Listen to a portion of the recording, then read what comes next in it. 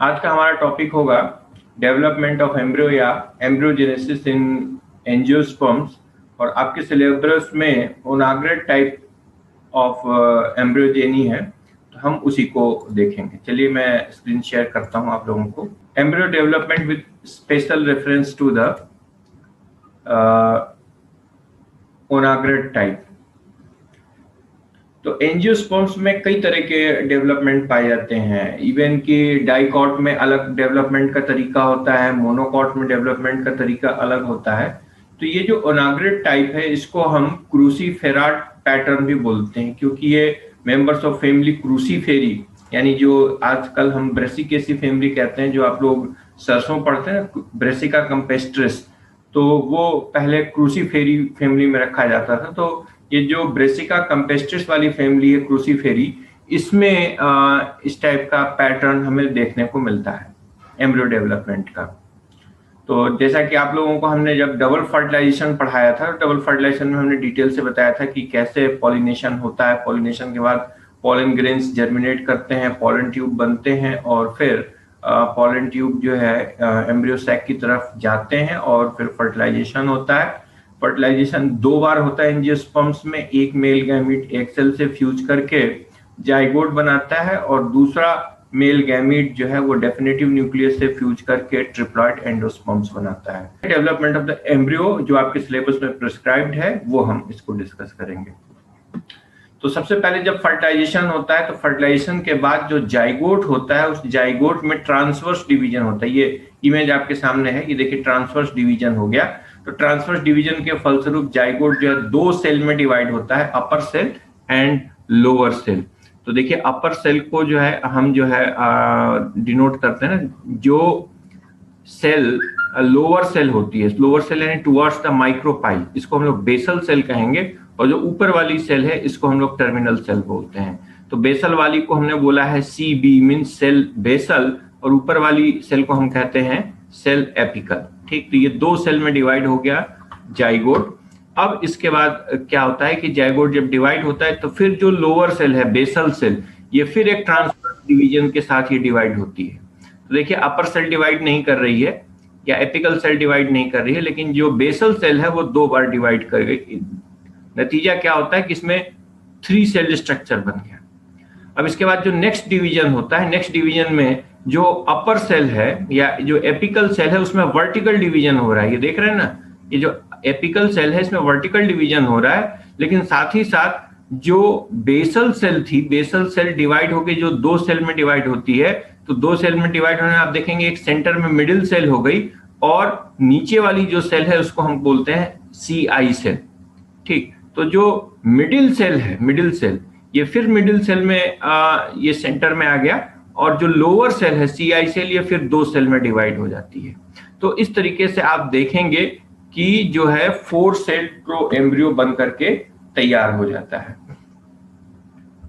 और इसका जो पैटर्न होता है, ये टी शेप पैटर्न में आ जाता है। मैंने देख रहे हैं आप, टी शेप स्ट्रक्चर, ऊपर की तरफ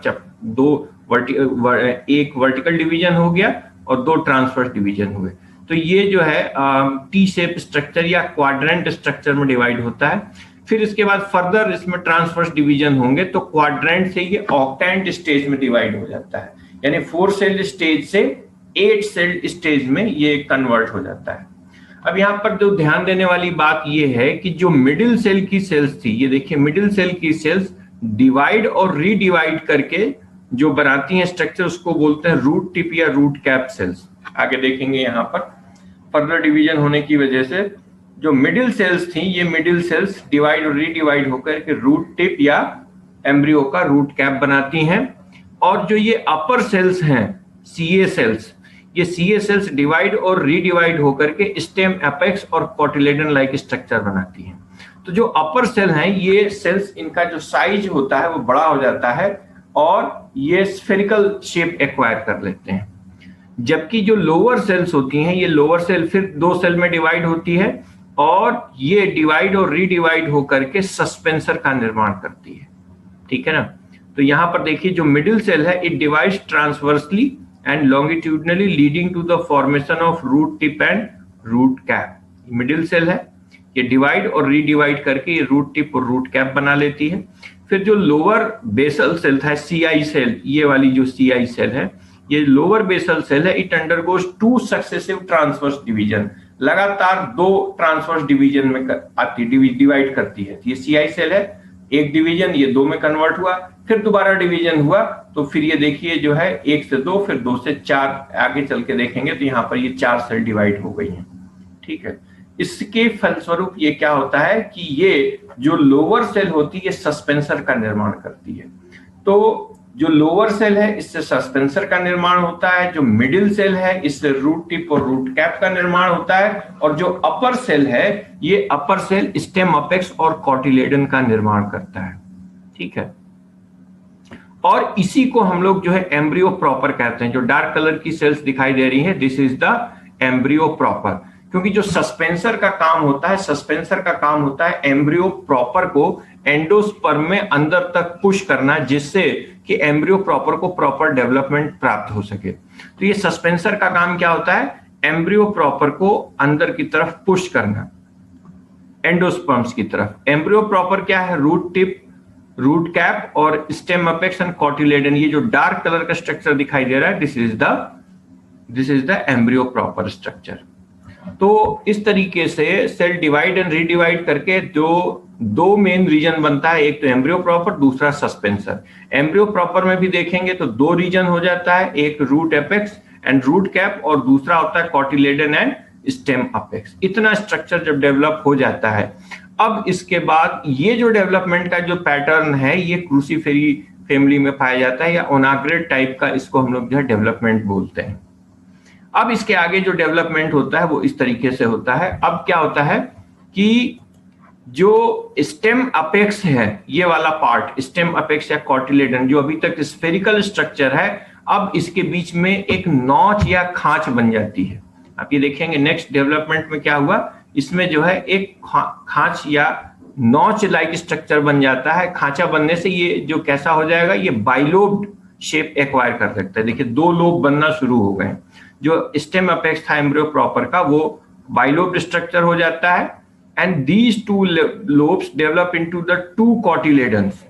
डाइकॉट, हमने आपको बताया क्रूसीफेरी फैमिली डाइकॉट फैमिली है, तो ये जो 2 लोब बन गए ये 2 कॉटिलेडन में कन्वर्ट हो जाते हैं। डाइकॉट में क्या होता है, 2 कॉटिलेडन्स होते हैं। तो यही जो स्टेम अपेक्स का जो नॉच है ये डीप होता चला जाता है, और डीप होते होते 2 लोब में कन्वर्ट हो जाता है, और ये दोनों लोब किस में कन्वर्ट होते हैं, कॉटिलेडन में।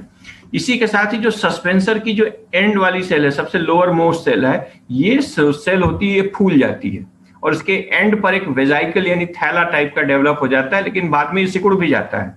देखिए कि ये जो सस्पेंसर की जो एंड सेल है, इट बिकम स्वॉलन, एंड इसके अंदर एक वेजाइकल थैली का निर्माण हो जाता है, थैली की तरह फूल जाएगी।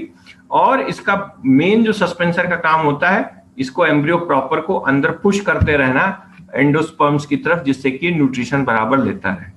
ठीक, बाद में जो सस्पेंसर है, ये जो वेजाइकल है, ये श्रिंक कर जाएगी, सिकुड़ जाएगी। फिर जो रूट अपेक्स पार्ट है, इसमें से एक चीज और रह गया है, ये जो 2 कॉटिलेडन है, इस 2 कॉटिलेडन के बीच में ही जो है ये स्टेम अपेक्स वाला पार्ट रहता है। ठीक है ना, जो कि आगे चल के जो है प्लूम्यूल में डेवलप होगा। ठीक, फिर जो रूट अपेक्स है, it acquires the root cap and within the hypocotyl vascular tissue develop. अब ये जो रूट अपेक्स वाला पार्ट होता है, ये है ना 4 नंबर जो है, ये क्या होगी, ये रूट वाला पार्ट हो जाएगा, रूट कैप डेवलप करेगा।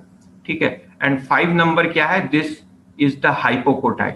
इस हाइपोकोटाइल रीजन में देखिए हाइपोकोटाइल का डेवलपमेंट यहाँ पर शुरू हो रहा है। इमेज नंबर बी से सी में आप देखेंगे इलोंगेशन बढ़ता चला जा रहा है, और जैसे जैसे इलोंगेशन बढ़ता जा रहा है, हाइपोकोटाइल लंबा होता जा रहा है, उसके अंदर जो है ये वैस्कुलर टिश्यूज का निर्माण होना शुरू हो जाता है। यहाँ पर जो है प्रोकैम्बियम टिश्यू डेवलप होते हैं, और वैस्कुलर टिश्यूज यानी xylem and phloem, protoxylem and protophloem का निर्माण जो है यहीं पर शुरू हो जाता है।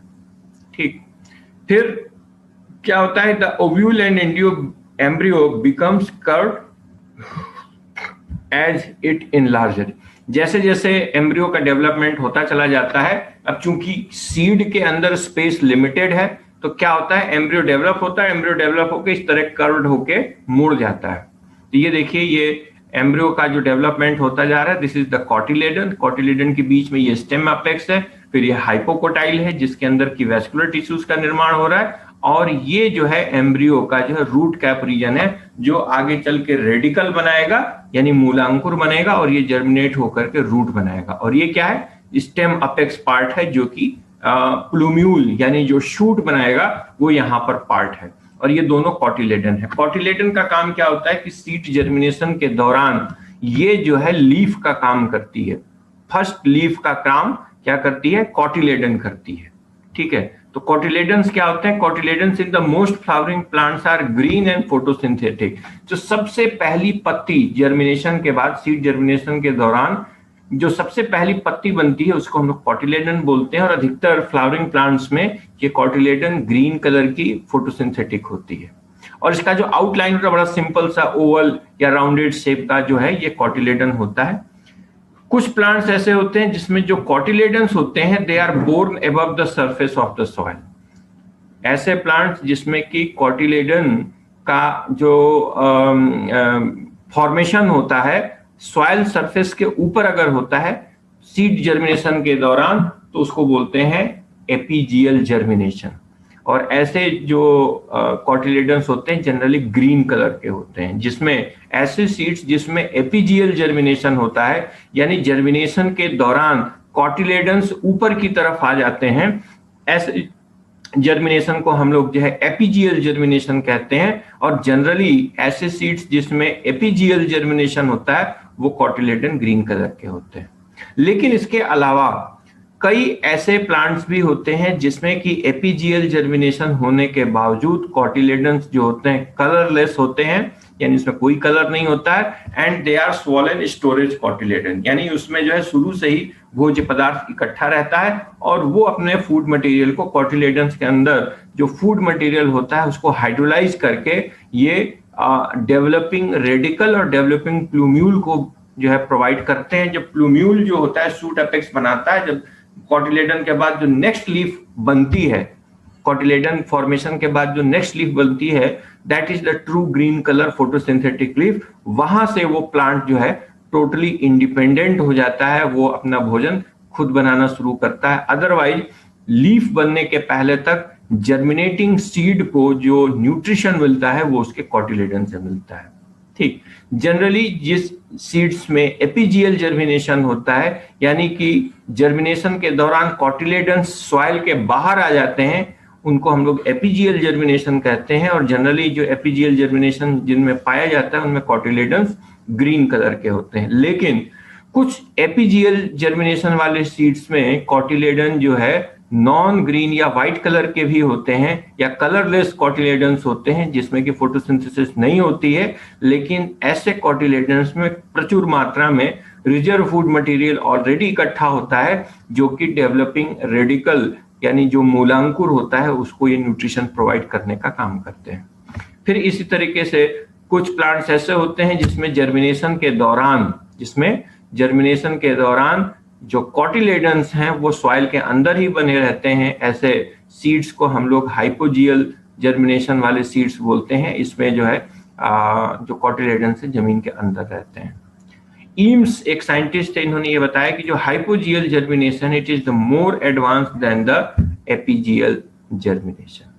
ठीक, तो ये है आपके लिए जो है ओनाग्रेट टाइप का एम्ब्रियो का डेवलपमेंट।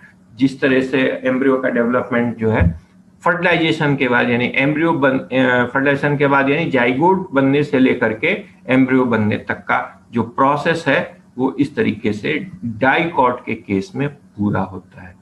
ठीक, तो एम्ब्रियो के 3 मेन पार्ट होते हैं। एक तो सस्पेंसर पार्ट हो गया, दूसरा रूट अपेक्स पार्ट हो गया, तीसरा हाइपोकोटाइल हो गया, चौथा स्टेम अपेक्स हो गया, और पांचवा जो है कॉटिलेडन्स है। ठीक है, so this is the suspensor, this is root apex, this region is hypocotyl, जिसके अंदर की वैस्कुलर टिश्यूज का निर्माण होता है। फिर हाइपोकोटाइल के ऊपर ये जो पार्ट है 7 number, this is the stem apex, यही आगे चल के शूट या स्टेम बनाएगा। और ये दोनों कॉटिलेडन्स हैं जो कि डेवलपिंग सीड को, जब सीड जर्मिनेट करेगा तो उसको न्यूट्रिशन प्रोवाइड करने का काम करते हैं।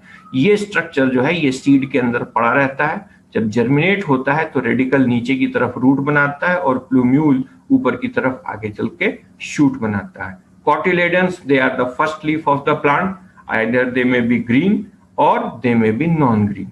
दोनों केस में इनका काम जो होता है न्यूट्रिशन प्रोवाइड करने का होता है। ठीक, तो यही एम्ब्रियोनिक डेवलपमेंट है। इसमें कहीं कुछ किसी को कुछ पूछना है, कोई डाउट है तो आप लोग पूछ सकते हैं।